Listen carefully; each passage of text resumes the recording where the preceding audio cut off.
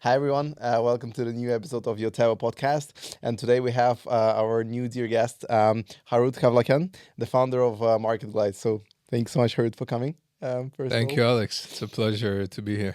likewise, thanks so much. I think we'll chat about a lot about investment today, about startups, about the UK. Let's start with your personal background on yourself, small introduction, and how you founded MarketGlide. Sure. So I started my career in London in the financial sector, working with institutional clients. And that's when I realized that private markets are quite fragmented, and there must be a better solution to do things. And that's when I decided to found MarketGlide as the trusted discovery layer for private markets. Cool. How long you've been doing that? Well, we started development last year, and we just soft launched a couple of weeks ago. And yeah, we're very excited about the interest we've been receiving even throughout the development phase. A Cool. lot of good feedback, a lot of positive feedback, some constructive feedback, which we also are very keen to listen to and to implement, because in the end, that's what It's all about the experience. it's all about the experience, as you said. Yeah, cool. That's amazing. I think the aspect I'm super interested in is the like a bit more on the problem that you're solving because you worked in quite a few like major financial institutions. Can you tell a bit more like whether that's where you saw the problem, whether it shaped your your vision of MarketGlide and the whole concept? Yeah, working in those large institutions in London was an amazing experience for me. Yep. I learned that, trust is really what drives everything, especially in a developed market like the UK, where, the financial sector has always been the foundation stone Yeah. of the economy. And yeah, it taught me the value of structure and compliance, Yeah. which have served me really well throughout the development of MarketGlide. Nice, nice. That's amazing. So yeah, you've mentioned that you guys soft launched like a few weeks ago. Can you tell me about like the biggest achievement that you think you guys have on Market Glide in terms of like the deal or maybe the one achievement that you're proud of so far? Um, Something I'm really happy about is, again, the feedback that we receive. The product might not be perfect, but what we've built is an entirely warm and curated ecosystem of founders, funds, Yeah. investors, and advisors, each of whom has given us very, very good feedback, and we're very excited to build on what they've told us and what we've received from various interactions. So yeah, it's an amazing start that we've had. And also regarding advisors, Yeah. such as lawyers, investment bankers, other specialists, and even firms like yourself, like Yotewo, who kind of complete that ecosystem that we're building. Yeah. So those are very, very important partnerships that we have. Amazing. That's cool. And can I ask you that there is this question that because it's sort of a marketplace model, like as well, a lot of people would ask like the same question as people asked me as well when we started. That it's a bit of like a chicken and egg situation. No, you need to have both clients on the investor side, advisor side. Like you need to have everyone simultaneously. How did you solve it? Like, did you go to the certain party first, and then like how did you do it, or just Trust. It's yeah, again, it all comes back to trust, and personal trust is the currency of the game. yeah, It's a very important question that you ask about the chicken and egg problem, and it's yeah, something I've definitely struggled with. yeah, And people who've known me for a while can confess that it's probably the biggest thing on my mind. yeah, Which do you bring first, the investors, or yeah, let's say the startups or companies that are fundraising? Because you bring the startups, and the yeah, first question they ask is, okay, how many yeah. investors do you have on the platform? Or you bring on investors and they say, okay, Many startups. what's the deal flow like on your platform? Yeah, So it's all about the trust that even if you don't have tens or hundreds of investors or yeah, deal flow on your platform, they know that it's going to come at some point. yeah. That's cool. And again, that comes back to trust and whether they believe that you have the ability and and the skill to do that. It's the same Yeah. with investments. So it's the same with Yeah. investing in an early stage or pre-seed startup. You might not Yeah. have revenue, you might not have traction. Yeah. What really matters is, does the investor have a belief in you as a founder? So Yeah. it's, again, they all come back to trust in the person.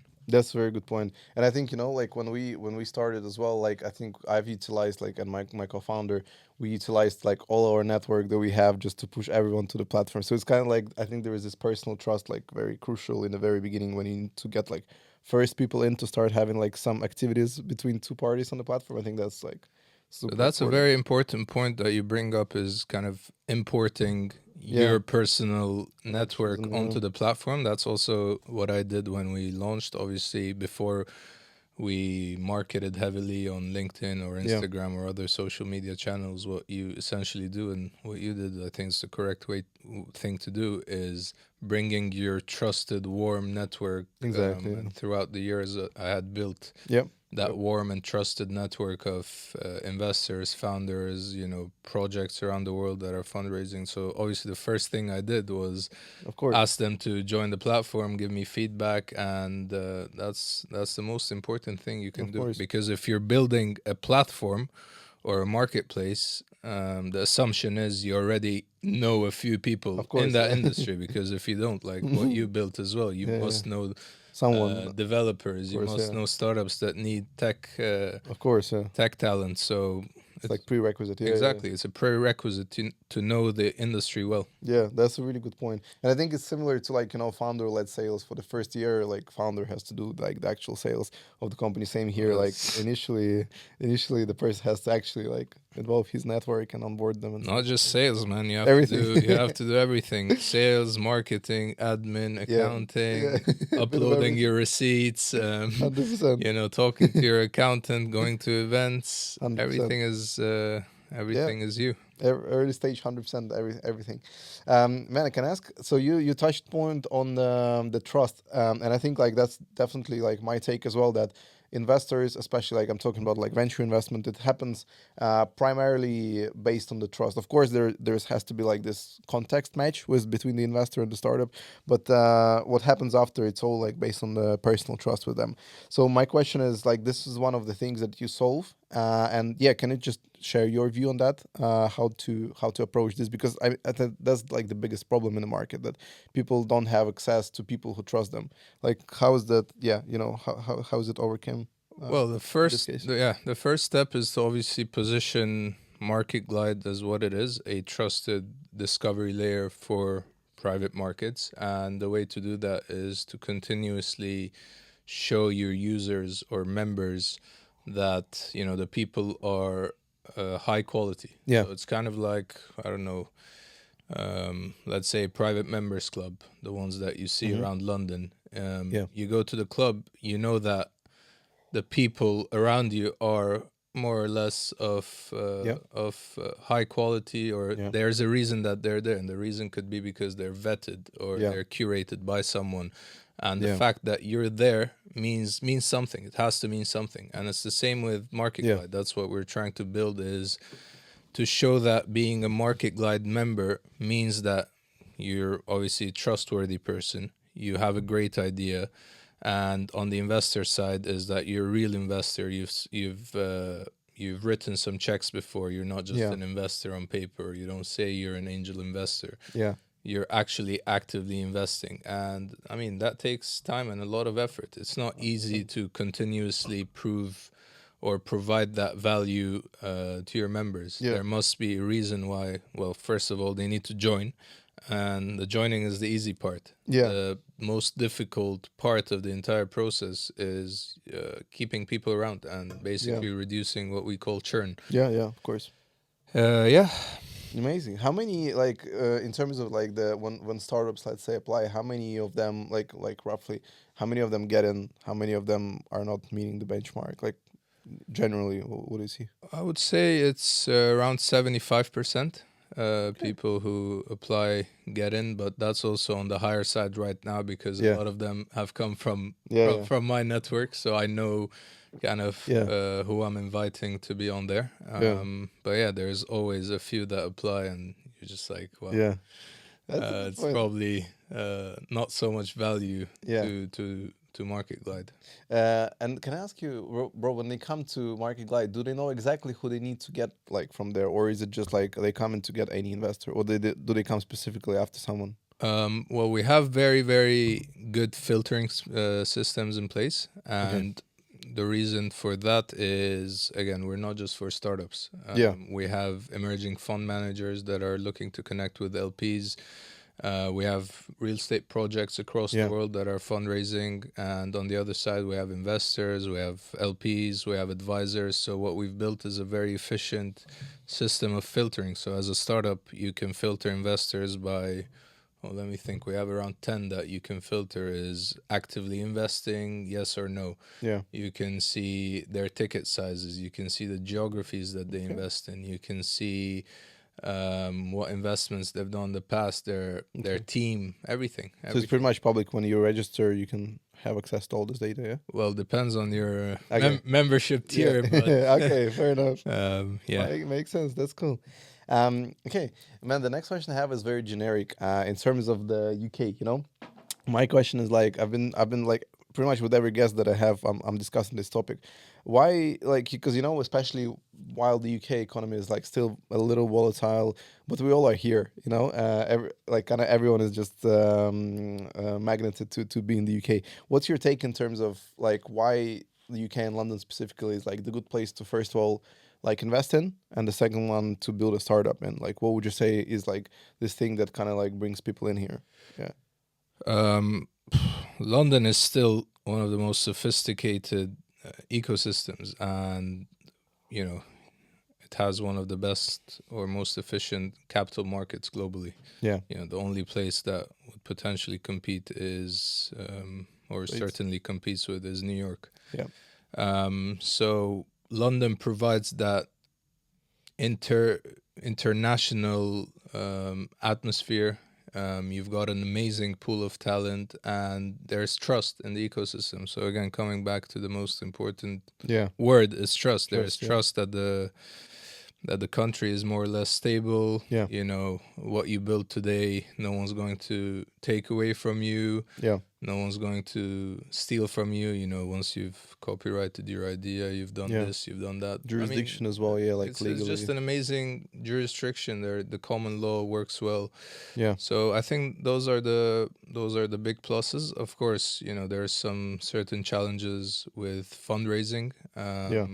but I would say that's also global issue these days rather than a London Yeah. specific issue. But the best part about London is it's a very diverse talent pool. So Yeah. you get tech people, you get amazing designers, you get Yeah. amazing storytellers, you get amazing investors. So you have it all Yeah. in London, and I think there are very, very, very few places in the world that can compete with London on that front of high quality people. Yeah. Yeah. That's actually a really good point. And do you think the venture market in the UK is like, because it's like it's tricky because it's a little quiet now, but it's still way better than many other countries, and a lot of founders even this summer. I thought this summer will be like super quiet because usually summers are like rather quiet. VCs are way like everyone is kind of like starting to recover like I don't know later August, but this summer was crazy active. And like my question is, do you think? The venture financing, well, like why founders still fundraise here, it's because everyone would say the UK is a bit like Still quiet one in of that the best. sense. Again, it's one Yeah. of the best places, even though it has its challenges. Yeah. It's certainly one of the best places to build and to fundraise. I Yeah. mean, where else can you do it? Yeah. Your only better option perhaps is to go to Silicon Valley, Silicon and Valley. that's Yeah. not easy for a lot of people, whether that's Yeah. financially or even immigration wise. Even Yeah. people with UK citizenship or European citizenship, Yeah. a lot of times they struggle to obviously go to the US. It's not Exactly. easy for most people to just go and build there. Yeah. So 100%. your next alternative is Yeah. London. So Yeah, that's a good point. And I think generally as well, because the markets are like, because of like, the general like interest rates, the real estate markets, they're pretty conservative here, and but they're very stable, and I think that's what gives people capacity I to think in invest. general, the culture in the UK is a bit more conservative than the Yeah, US. It's a bit more yeah, risk averse. yeah, And that also obviously applies both on the personal front, but also yeah, definitely on the investing front. People are generally, yeah, obviously not for everyone, but yeah.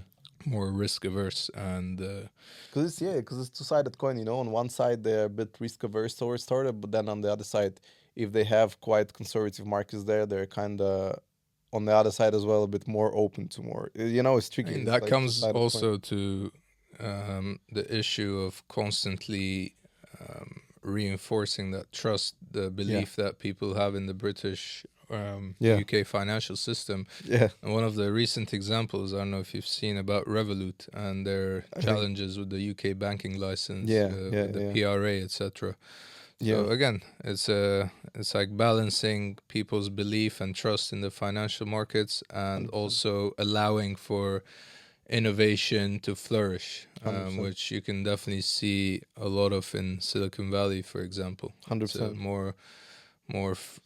a bit more free in that sense Yeah, than Europe, for example. 100%.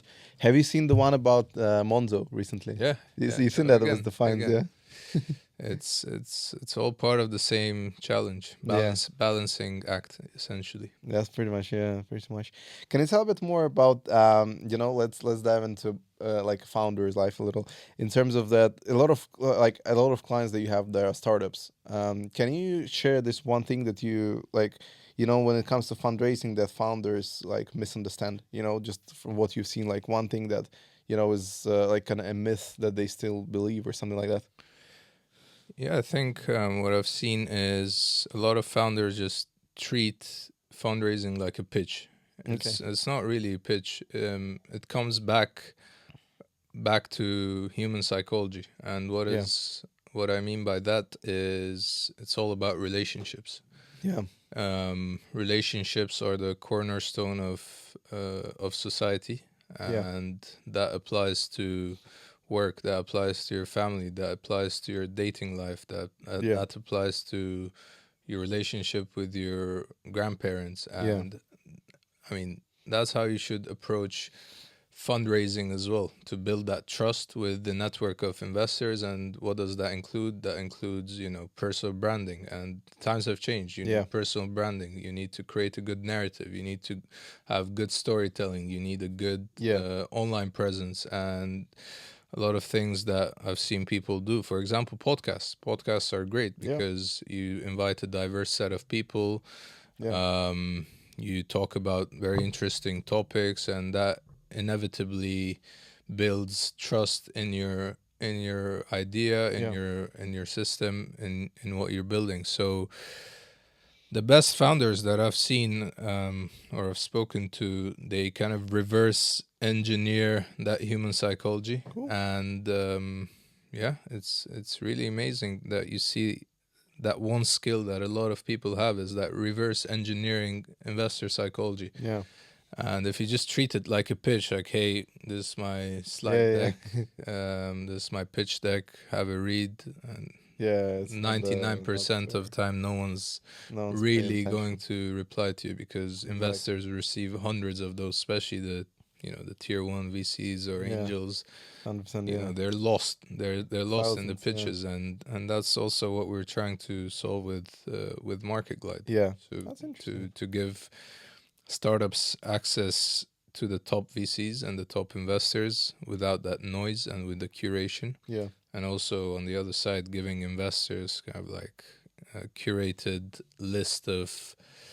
startups that they want to see. Yeah. That's a really good point. Yeah, I 100% agree. Like founders, they need to see a little bigger picture of like their relations with investors, because they need to like to actually like get the right investor. You need to understand like a little on the like architectural or like architecture of what their needs are, because like VCs, family offices, angels, they all have different And that comes motivations. to clarity. Yeah. And a lot of founders just don't have don't have Exactly. clarity, and I know it because I was there as well, and I'm Yeah. sure you've experienced that in the past 100%. as well. You just don't know what they Exactly. want, especially if you're a first time founder or you're Yeah. young, Yeah. which we've all been there. You Yeah. know, you don't have that clarity. You don't know what an investor expects, and also there's the Yeah. challenge of cultural fit. So if you're Yeah. if you're based in London, you're a British guy, sometimes talking to an American investor, Yeah. Might be a there mismatch. Yeah. there is a challenge to it, and the other way around, Europeans talking to, for example, which people I've worked with in the past, talking Yeah. to Middle Eastern Yeah. investors, for example. In the Yeah. Middle East, trust is even way Yeah. more Way more important important. than Yeah. anything else, That's true. and people, simply do not know that, not because, Yeah. you know, not because of anything, just because they don't have the clarity. They've Exactly. Yeah. never experienced it, and I'm hoping again through MarketGlide, a lot of Yeah. those issues will be solved. Yeah, that's a really good point. Yeah, and I think generally, like founders need to understand that they should do their own research and due diligence on investors as well. Because sometimes, like I haven't found some founders like reaching out to me, asking to like comment on their proposals from Hmm. investors, and sometimes it's just like crazy. Either like valuations or numbers or terms or something else. So it's just like quite What's often the like. mistake you see the most? I mean, in those pitch decks. Bro, I think the biggest one, I think there is this like not a mistake, but there is like a bit of a tendency on the investor side. Like the recently a lot of like non-relevant people they started understanding like the field of VCs, and once, for instance, I've seen the situation that there was like founder talking to someone like who called them investors talking. So the founder is asking, so how do you guys usually work? What do you invest in? What are like the general what's your general approach? And the guys were like, look, so we do the following: we invest like up to 500,000. But then we have a software company that you have to spend it within. Like we're like a CVC of a software company. Hmm. So we do give you an investment, we take equity, but You need to use you this. yeah we essentially like we just give it back in like credits for it. It's like you just spend it with us on like development. So as a result, you don't have this like 500,000. You just have a product made by them, but you don't know what the hell is going to be the quality of this product, who are going to be the people doing it, whether you don't know anything. And that's not really like an investment. It's just like people who like just like to call them investors, and in reality they try to find easier way to the market. So I've seen like this There are kind of those things. people everywhere, Yeah. whether they're investors, founders. Again, Yeah. um, so that's reinforces the value of a Trust. curated Yeah. platform that's built on trust, because otherwise Exactly. you're 90% of what you see is just Exactly. irrelevant BS. So Exactly, 100%. Bro, can I ask you the question? Because it's very interesting, because we've talked about it with you before. Are you more advocate for fundraising or for bootstrapping? Tell me your point on that. um, I think there is no right or wrong answer. It depends what you're after. If you're after speed and just very quick expansion, you definitely need to fundraise. Like Yeah, there is no way around it, and a lot of models are built on that fundraising philosophy. yeah, If you go to Silicon Valley, or I don't know, if you go into programs like Y Combinator, etc., that's their entire model is yeah, built on speed and yeah, execution, like yeah. Like zero hyper to one. growth. There is Yeah, no there again. It works for a lot of companies, yeah, and a lot of those unicorns were built because of that. Like I yeah, don't think the Figma IPO recently. I don't yeah, think Figma would have IPO'd yeah, if the guys bootstrapped and they never raised money. yeah. But on That's the true. other side, there is a huge argument to be made for bootstrapping, especially if you like control, if you want to keep control of your equity, Yeah, and you have a good idea, and you're generating revenue. yeah, I don't really see a reason to fundraise, yeah, because in the end cash flow is king, yeah. and if That's you're true. getting that positive cash flow, you really do not need to fundraise unless you have some Yeah, crazy ideas for international expansion or hiring yeah, expensive talent. And again, talent is probably You'd know better on this, but talent is the most expensive resource. Yeah, And it if you is. want access to top talent, especially in a place like London or the US, you need to pay the Yeah, premium. yeah, There is no way around it. of course. Yeah, So again, it all comes down to what you want. There is never a right or wrong answer in anything. yeah. Always a There balance. is always a use case for everything, and Yeah, you just need to see what's right for you and yeah, surround yourself with the right advisors who can yeah, tell you what to do without any bias. Without any yeah, without people giving what's right for them, but yeah. rather what's right for you and your company. Yeah, that's a really good point. I think also I want to add that for founders, like you might be choosing between fundraising or not fundraising, but definitely fundraising should not be your only way to growth. Like if founders Never. say that I don't grow because I didn't fundraise, come on, Some like of the best companies are bootstrapped, exactly, yeah, and you'll never hear about them. yeah, yeah, yeah, Companies that do, let's say, 2-3 million ARR yearly. yeah, The yeah, guy yeah, is living like a king. He exactly, yeah. doesn't need to To have anyone in, yeah, fundraise. yeah, He has 100% control of his equity. He's the main shareholder. He has a lean team. yeah, The exactly, lean team is very productive. They have high efficiency. He exactly, never needs to fundraise. He's making exactly, a couple of million. If he ever wants to sell,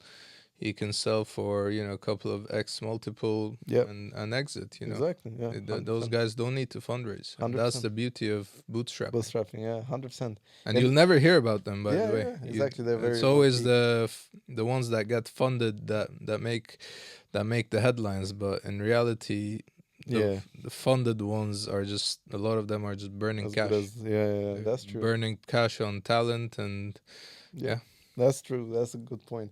And also for when founders are like very early on, I think like you can even without any funding, you can still grow. Like if your product is demanded, if the product is good, you can still grow to at least a certain stage. Like at certain stage, if you'll be like, okay, I can't handle these man, clients if anymore there is because I no have demand for your product, yeah, no don't funding is gonna exactly, save you. exactly, That's the harsh truth. exactly.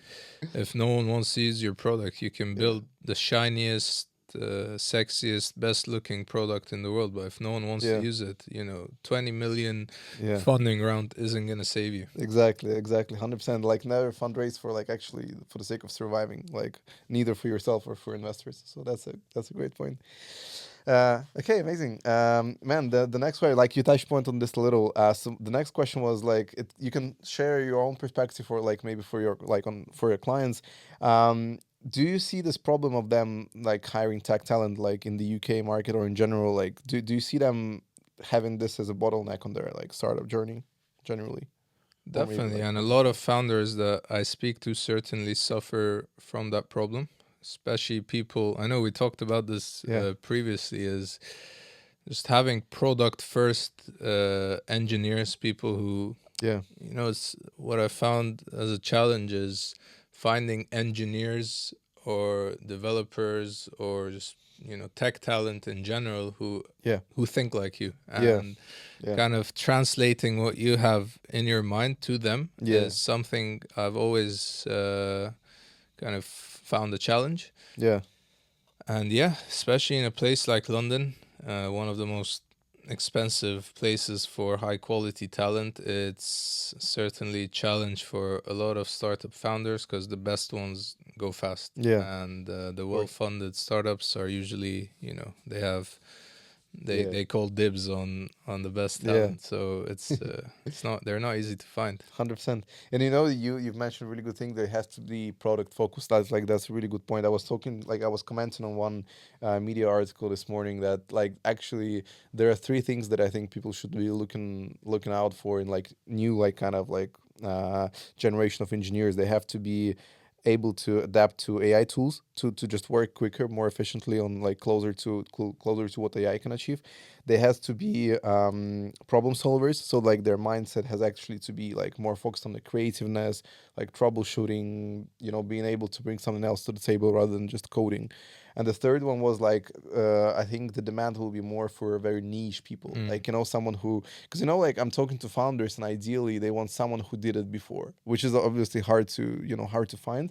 But we've recently like we've seen like requests for people like super niche people, like with, for example, like I don't know, a few weeks ago, like there was someone like request for AI engineer who specifically worked with like SDK agents, which is like Mm. voice agents in AI. So it's like I think these are three things: like creative thinking, like AI tools, and actually like being The able to point choose the about niche. AI tools is very important. Would you say that the quality of AI has already surpassed a lot of the developers or the engineers, or I not think, yet? well, depending on which one. So I think there are those ones that AI will never surpass, like architects, like that, the kind of like super senior level.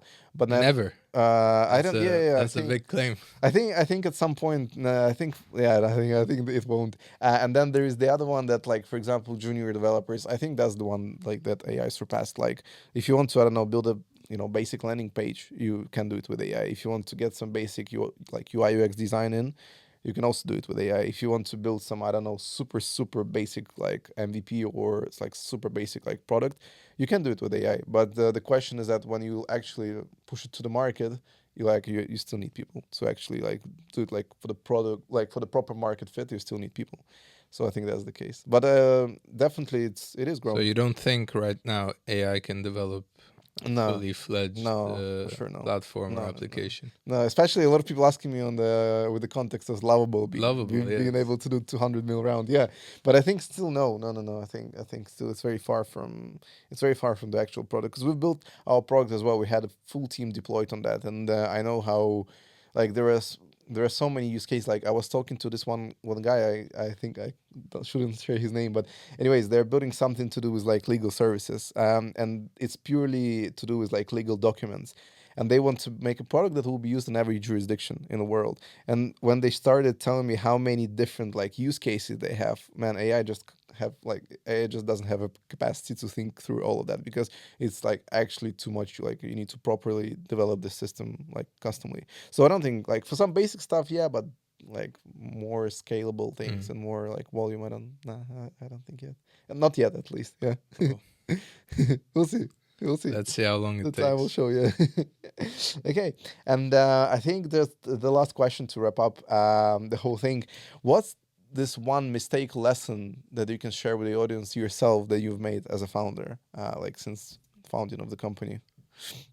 Um, Might be to do with team, product, like anything. well, I don't know if it's a mistake, or I still haven't figured out if it's a mistake or it's something that Okay. everyone has to go through, Yeah. is trying to be everything at the same time. And we Yeah. touched on it Yeah. earlier in the conversation.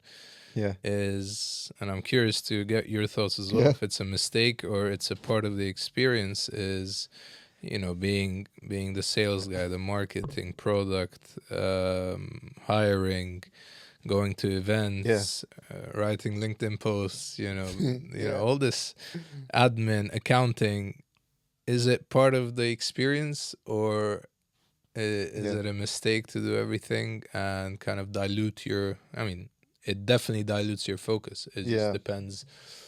Is it worth it? Is that how it's supposed to be? Yeah. And I'm curious to hear your thoughts as well. I think 100% part of the experience. You think? 100%. Yeah, yeah. I think the founders, they just have to be true to themselves, in the sense that, like, for instance, like, I don't think the founder should be able to do, like, I don't know, like, let's say, so I'll put it this way. So you need to be on top of things, like in every department: product, operations, finance. Like you need to be on top of everything, but you don't have to do everything. You don't have to know everything in detail. Mm. Like I think one of the first people you need, like, is like not the first people you need, but for instance, like in our case, who we needed like super early on is like chief of operations, because I myself, I am working more on the like client facing side and like partners facing side, like investors facing side. And then we needed someone who is Dennis, our co-founder. We needed someone to deal with supply side, like with vendors, with talents. So we because I had no idea. Like I had a bit of network, but I had no idea how to like work in that field. And he's been doing that for like years and years before me. So I think generally it's part of the experience, 100%. But you need to be true to yourself when is a good time to delegate things, because I think a lot of founders, they want to have this like I'm a founder. I want someone to be doing the sales, someone to be doing that Yeah, and that. but that what you mentioned is Yeah, also a challenge to figure out when is the right time to yeah, start delegating. exactly. And a That lot of people I speak to, yeah, including myself, actually struggle with that.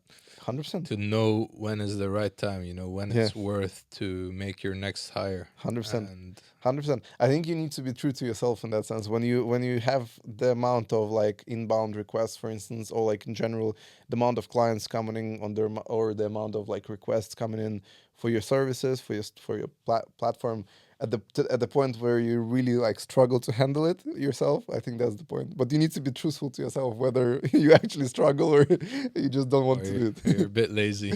Yeah, yeah. I mean, everyone is a bit lazy you sometimes. know, So I you should think, decide if should I make an hire or work two yeah, more yeah. two more hours every day. Yeah, yeah, exactly. Like, cause And then you're burnt out and you realize that's the you thing. should have probably hired. That's the thing. Yeah, with the burnout, this is like a separate thing. I think all founders. I mean, they shouldn't burn out, but I think they all do like experience burnout at some point before. Because to get to the stage where you have like everyone to delegate something to them from every department, it takes time. So I think burnout is something definitely like founders experience still. So I think, yeah. Have you already experienced one? Not yet, but Yeah. I don't know how far away I am. I mean, you probably. Have you? I think, yeah. I think, yeah. I did. I think I did because, and the interesting thing, But how would you define a burnout then? man. I think, I mean, I've had sleepless nights. I've had very bad days, but I'm I, not sure I if think that's a burnout or not. that's a good question. Actually, What is a burnout? for me, it was the level of stress that you reach when you can't handle things. Like just generally, for instance, like I don't know. I don't know, bro. It's very, very difficult to describe it, but it's the point where you have so much stuff on your shoulders that you just can't do like either single one of them like properly. I think something like that. Like we have a lot of stuff and you need to do a lot of stuff, but you just like simply can't do it because you just like your mind is somewhere else. You just can't focus on either of them. I think that's That's the worst part. yeah, When that's when the you worst part. dilute your focus so much that you end up Yeah. doing a bad job at whatever you have to do. Yeah, yeah, exactly.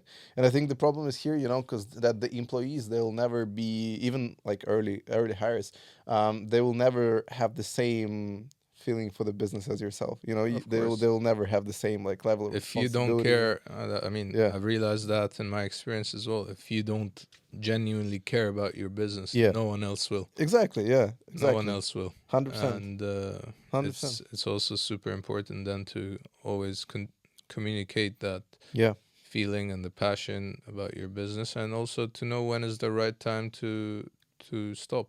That's 100%. also a very That's a important very part of good the point. game, to never be so attached Yeah, to exactly. something where you just you Yeah, lose track of when it's time to, okay, just say maybe this is that's a not very meant for good me. point. That's a very good point. I've known quite a few founders who fell in love with the product, and when it was the time for them to do the good exit, they just didn't, and they lost everything. Exactly. So it's quite a common thing. Amazing, man. I think we're yeah about to wrap up. Harry, thanks so much That's for very it. Was unfortunate. it was I yeah. mean, I'm really I feel enjoying we could this. talk more and more. But yeah, man, thank you so much for Thank coming. you, man. I'll definitely put all the links in description for your social media, for MarketGlide, for everything. Thank you. And yeah, and like look out for some updates from us. We might announce a few things later on this summer. So yeah, cool. Thanks so much for Thank coming, you, man. Alex. Thank you. Thank you.